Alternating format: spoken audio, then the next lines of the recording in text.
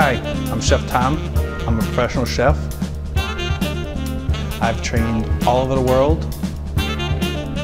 I've learned all kinds of culinary secrets, and now I'm going to teach them to you.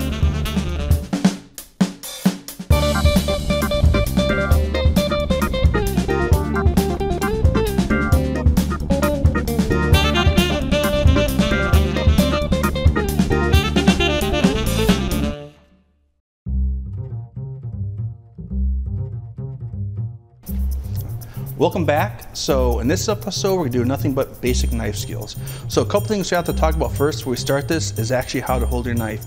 I see a lot of people holding fingers here, up here like this, all different kinds of ways, but the really way you wanna hold your knife is you wanna have your middle finger right here, so your knife kind of balance on it. Your thumb and your pointing finger should be held right here. So like if there was a hole in between the knife, it would they'd be touching, and these last two fingers kind of help balance the knife out. So this will be your motion to hold the knife. So what I see a lot of people doing wrong with this is they kind of grip the knife like this, so their hands start shaking and it's really tight, but in all actuality you should kind of be able to pull the knife out of your hand when you start cutting. So this carrot here is going to teach you a lot about how to hold the knife and basic knife skills. So what I'm going to do is just cut a little bit of this top off. Cut this in little pieces, make it easier to work with. Cut this in half, and now we're going to begin. Now, what we got to do here is you see a lot of people doing these fancy things, and sometimes you do that, but with a carrot, I'm going to show you the really proper way how to slice the carrot. Now, hand position is extremely important. So you want to put your hands down like this, and you want to make sure your pinky and your thumb are behind the knife.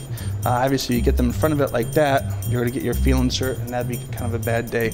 So getting started, these two fingers are going to kind of claw, hold on to the carrot. These two fingers here are going to be your guide. So what you want to do is put your knife right up against your fingers. Again, your fingers are cocked back so you don't get cut. If you have them out like this, you're going to cut yourself. So hold them back a little bit, and again, you're going to have your knife right up against there. You want to slice it down. And again, slice it, and slice it. Now when you're doing these slices, one of the exercises I like to have people do is try to get them as thin as possible. So cut it thin, and when you're practicing this, don't try to go fast. Get the technique down, speed will come with time. So again, thin, thin, thin. What I see a lot of people doing is what I call the paper cutter, and I'll put the knife down stationary and they'll cut, cut, cut. And that does the job, but not that great, so make sure you have a nice, smooth rocking motion on there. Another thing I see people do that's kind of wrong is actually take the knife down and just try to push it through.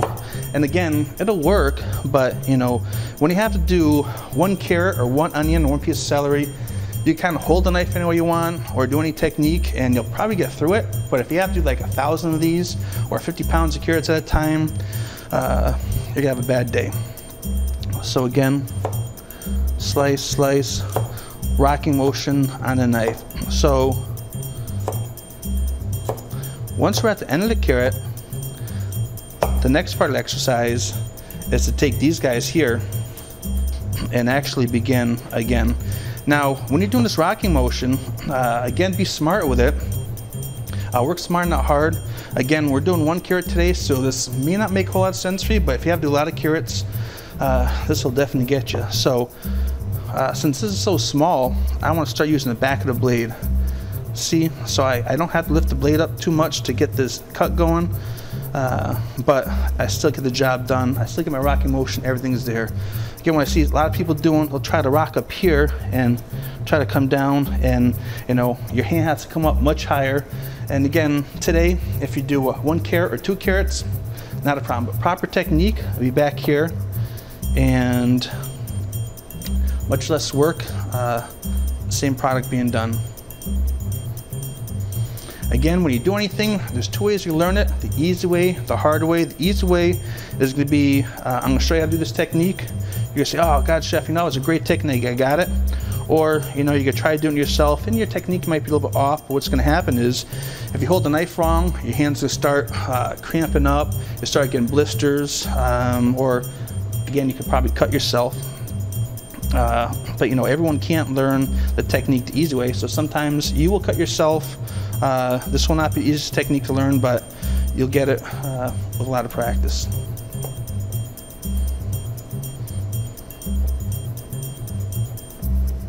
Before you start any knife skills, you want to do is make sure your knife's sharp. What I usually do is take my thumb and run over the blade, and what I'm feeling for is the edge. Is the edge really sharp? Is it tough on my fingers? Is it smooth on my fingers? If it's smooth on my finger, it's going to be a really dull knife. Don't drag it down the knife, that'll cut you. But just run it across there and see how it feels. So my knife is nice and sharp. I sharpen myself, but I recommend that you take your knife to a professional person, probably at least once a year, to make sure it maintains a manufacturer's edge. Before you start any knife skill exercise, what you want to do is steel a blade. And what steeling does is it hones the blade. It doesn't really sharpen it, it just puts on a nice edge on it. So doing this, you want to steel on an 18 to 20 degree angle, and you're looking for the noise. It kind of sounds funny, but it's true. Hear the noise of that? How the knife kind of stings to you?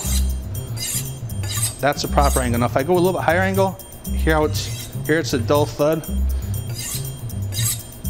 That's what you want. Nice singing blade. You know, you can do this several ways. I see some people go like this. This kind of makes me nervous because it's going down towards my hand, and you definitely want to make sure the guards are covering your fingers. So I see people doing it like this. That doesn't matter as long as it's all done on an 18 to 20 degree angle. I also recommend that you never let anyone else steal your blade, because I have a different edge on it and that could kind of dull it really quick. So let's continue with onion. Now, I always get the stories about people, oh chef, the onion makes me cry, what can I do? And there's nothing you can do. And the reason why onions make you cry is the amount of acid in the onion. Now, if you have a Maui onion or a Vidalia onion, there's very low acid, if any acid, you're not gonna have a problem. But this regular Spanish onion could have a lot of acid in it. Now, what makes it have a lot of acid is the longer it sits, the stronger it gets. So if you're in the winter time and you're getting a lot of onions, or maybe even early spring, these onions have been sitting there for probably a couple months at least and kind of dehydrated, and the acid in it is extremely strong, and you will cry. You can't do anything about it. You know, the goggle thing doesn't work, or plugging your nose not gonna work. You're just gonna cry. So let's get started with onion.